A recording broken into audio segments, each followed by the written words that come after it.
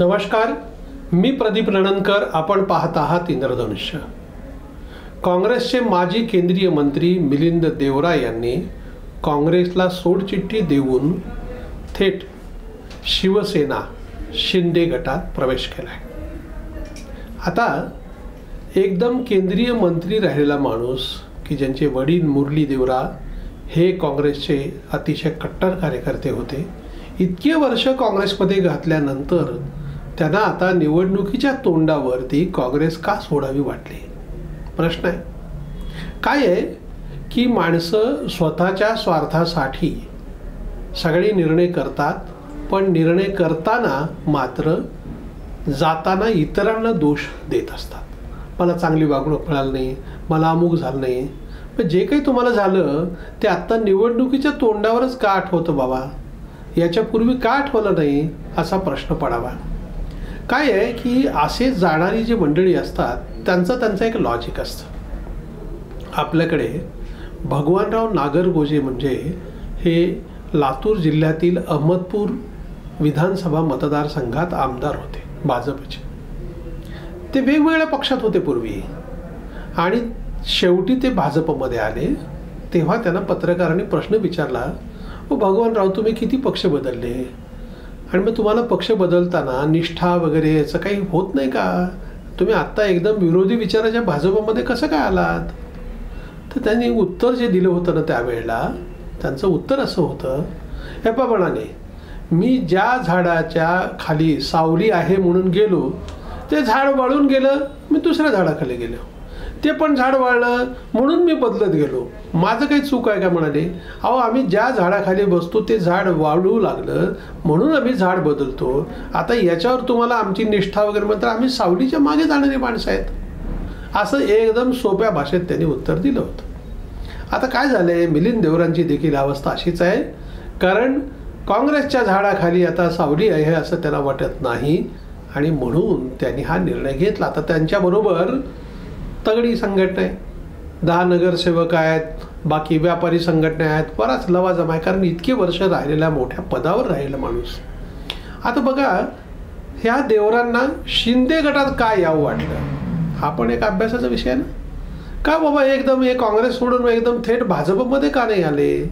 तर त्यांना जायचं तर आहे काँग्रेस सोडून, पण जाताना समजा जर खासदारकी मिळाली तर ती हवी आहे आणि ती खासदारकी मिळण्यासाठी मग तिथली जागा ही शिंदे गटाला जाईल, शिवसेना भाजप युतीमध्ये, आणि मग त्याच्यावर आपल्याला क्लेम करता येईल. कारण 2 नंबरची मतं मागच्या निवडणुकीत मिळालेली होती मुरली देवरांना. अरविंद सावंत तिकडनं निवडून आलेले होते आणि त्यांना असं वाटतं की आत्ताच्या ह्या लाटेमध्ये आपण निवडून येऊ शकतो. ही एक चांगली संधी आहे आणि म्हणून त्यांनी निर्णय घेतला. आणि निर्णय घेताना ते म्हणाले की बघा, चहावाला पंतप्रधान, रिक्षावाला मुख्यमंत्री, वर्षा बंगल्यावरती इतकं मोकळं कोणालाही जाता येईल असं वातावरण आपण पहिल्यांदा अनुभवलं. आता यापूर्वी कदाचित त्यांनी ते अनुभवलं नसावं. आता ते जेव्हा काही निघाले, त्यांना म्हणजे मोदींचे हात बळकट करायचे आहेत, मोदींना पुन्हा तिसऱ्यांदा पंतप्रधान करायचं आहे, सगळं ठीक आहे. पण शिंदेकडे जाताना त्यांना जाता जाता समजा या प्रवेशामुळे त्यांना खासदारकी पण हवी आहे आणि ती खासदारकी मिळणार या आशेमुळेच ते आलेले आहेत. झाले काय, निवडणुका आले की असं पक्ष बदल करणाऱ्यांचं मोठं पेव फुटतं. काँग्रेसमधली संख्या, असंतुष्ट गट हे वर्षानुवर्ष या पक्षातून त्या पक्षात किंवा भाजपमधले मंडळी जातच नाही, तसं नाही तिकडेही जातात. निवडणुका जवळ आल्या की उड्या मारणं चालू असतं. म्हणजे या नावेतून त्या नावेत, त्या नावेतून या नावेत, ज्याला असं वाटतं की ही नाव लवकर पैलतीरावर जाईल तर त्या नावेमध्ये उडी मारली जाते. आणि त्यामुळं पक्ष, निष्ठा, तत्व वगैरे ह्या सगळ्या बोलायच्या गोष्टी आहेत. जो तो आपापलं एक लॉजिक लावत असतो आणि आत्ता मुरली देवरांनी जे लॉजिक लावलेलं आहे त्यात त्यांना असं वाटतंय की मुंबईतली खासदारकी आपल्याला मिळू शकेल, काँग्रेसमध्ये राहून आपल्याला ती जागा सुटणार नाही, तर त्यामुळे राहायचं कशाला? आपलं जे काय आता उरलेलं आयुष्य आहे ते पुन्हा एकदा आपल्याला संधी मिळू शकते. जो तो आपापल्या भवितव्याचा विचार करत असतो. पक्षाचं भवितव्य कुणाला पडलंय आणि दिसतंय त्यानुसार पुन्हा काही पक्ष केंद्रात सत्तेवर येणार नाही. मग एकदा ही जर संधी गेली तर मग पुन्हा आपण काय करणार ना. आणि त्यामुळेच मुरली देवरांनी हे पाऊल उचललंय. आता मुरली देवरांनी केलेली कृती चूक बरोबर हे म्हणणारे प्रत्येकजण आपापल्या पद्धतीनं म्हणतील, पण त्यांना चूक तरी का म्हणावं. प्रत्येकजण आपला स्वतःचा वैयक्तिक स्वार्थ पाहतो आहेत. तर मग जे सगळेच जण म्हणतात की राजकारण करणारी मंडळी काय टाळ चिपळ्या घेऊन पंढरपूरच्या वारीला निघालेत का, काय नाही बाबा, जे काय करेल ते पांडुरंग करेल, असं नसतं. त्यात स्वार्थ हा दडलेलाच असतो. फक्त तो मी स्वार्थासाठी गेलो असं म्हणायचं नसतं. तिथं काय म्हणायचं असतं, उदात्तीकरण करायचं आपल्या निर्णयाचं. आणि त्यामुळं मोदींचे हात बळकट करणं, एकनाथ शिंदे यांचे हात बळकट करणं असे शब्दप्रयोग केले जातात. फक्त माणसं बदलतात, शब्दप्रयोग तसेच असतात.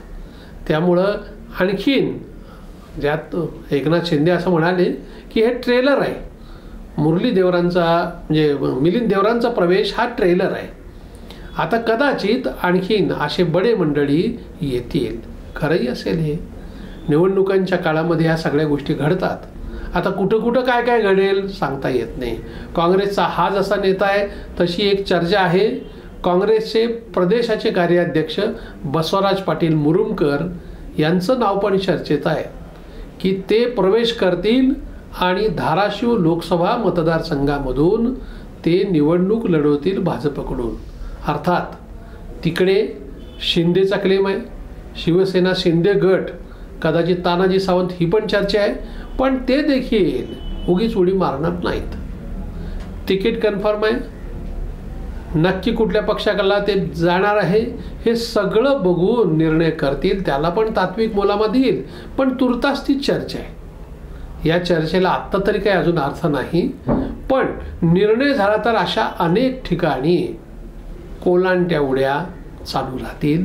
आणि जवळपास सगळ्या पक्षांनी पण तयारी केली, धाकधूक चालूच असते.